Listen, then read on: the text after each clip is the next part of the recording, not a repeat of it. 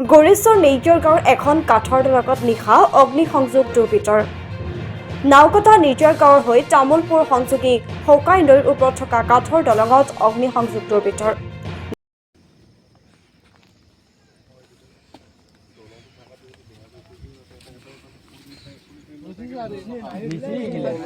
জ্বলালে বেয়া দেখি ন জ্বলালে বেয়া দেখি তো এতিয়া আমাৰ ভেলাঘৰটো লাগিব নহয় যদি নালাগে বেয়া পাইছে দলংটো থাকা এটা খুলি লৈ থাকিলে হ'ল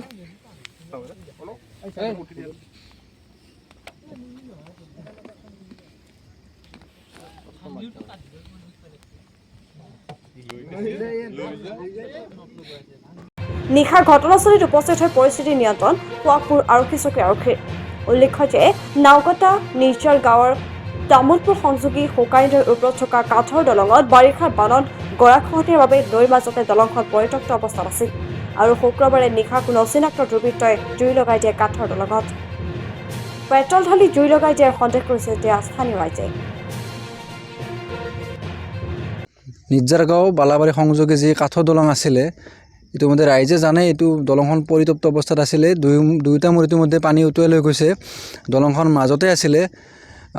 তথাপিও যিখন দলং মানে ৰাইজে এটা আশা কৰি আছিল নদীটো মানে ভালদৰে বনাই দিলে মথাউৰি দলংখন হয়তো এটা সময়ত ৰাইজে অহা যোৱা কৰিব পাৰিলেহেঁতেন। আমি বিভাগীয় কৰ্তৃপক্ষ বা আমি চৰকাৰৰ পৰা জানি আছোঁ এটা সময়ত এই দলংখন চেংচন হৈছে পকী দলং, কিন্তু তথাপিতো এখন কাঠৰ দলং আছিলে ইয়াত। এই দলংখন আজি সন্ধিয়া ঠিক 6:30 মান বজাত কোনোবা অচিনাক্ত দুৰ্বৃত্তই দলংখন জ্বলাই দিয়া বুলি আমি খবৰটো পালোঁ। আমি আহি উপস্থিত হ'লোঁ। ইতিমধ্যে ইয়াত স্থানীয় যিবিলাক যুৱক আছিলে তেওঁলোকে জুই নুমাইছে আৰু আমাৰ খোৱাকপুৰ আউটপোষ্টৰ আমাৰ আদিত বড়ো ছাৰ IC ছাৰে আহি পৰিস্থিতি মানে নিয়ন্ত্ৰণ কৰিলে। আমি এইখিনি দেখা পাইছোঁ আৰু আজি এইটো আপোনাৰ নাওকটা নিজাৰ গাঁও সংযোগী দলং কাঠৰ দলং। এইটো আমাৰ তামোল টংলা টু কচুবাৰী ৰোড, এইটো মেইন ৰোড। এই ৰোডত মানে কাঠৰ দলং আছিলে। কাঠৰ দলং কোনোবা দুৰ্বৃত্তই জ্বলাই দিয়াৰ ফলত তাৰমানে আতংকৰ সৃষ্টি হৈছে। আতংকৰ সৃষ্টি হোৱাৰ কাৰণে ৰাইজে আহিলে, আমিও আহিলোঁ, আহি দেখা পালোঁ। আমি আহি পোৱালৈকে জুই প্ৰায় নুমাইছে। ইয়াত খোৱাকপুৰ আউটপোষ্টৰ IC ছাৰো আহি উপস্থিত হৈছে আৰু স্থানীয় লোকসকলে জুই নুমাইছে।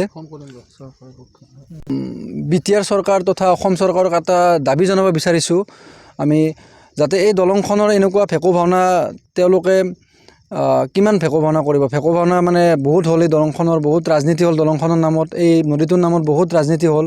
বহুতো মানে স্থানীয় যিবিলাক প্ৰতিনিধি আছে, অনাগত দিনতো প্ৰতিনিধি আছিল বা বৰ্তমানৰ প্ৰতিনিধি আছে, MLA হওক EMA হওক, সকলোৱে মানে দলংখনক লৈ ৰাজনীতি কৰে। দলংখন দিম বা আমাৰ এই নদীটো মানে মাথাউৰি বান্ধি দিম। ৰাইজক বহুত প্ৰতিশ্ৰুতি দিছে, কিন্তু প্ৰতিশ্ৰুতি হৈ আছে। গতিকে আমি স্থানীয় সংগঠন বা স্থানীয় ৰাইজ হিচাপে এটা কথা জনাব বিচাৰিছোঁ, দলংখনৰ নামত বা এই নদীটোৰ নামত, এই ৰাস্তাটোৰ নামত ৰাজনীতি নকৰি আমাৰ বিশ্বজিৎ দৈমাৰী ডাঙৰীয়া অসম বিধানসভাৰ অধ্যক্ষ, তেখেতৰ ইয়াতে ঘৰ। আমাৰ BTRৰ চিফ প্ৰমোদ বড়ো, তেখেতৰো আমাৰ ওচৰত তামোলপুৰতে ঘৰ। গতিকে তেখেতসকলে নিশ্চয় জানে, এই বিষয়টো ভালদৰে জানে। গতিকে এই দলংখন পকী দলং নিৰ্মাণ কৰি এই ৰাইজক যাতে যাতায়াতত সুব্যৱস্থা কৰি দিয়ে, তাৰ কাৰণে আমি আহ্বান জনাইছোঁ। শুক্লাই নদীৰ ওপৰত এই দলংখন আছে।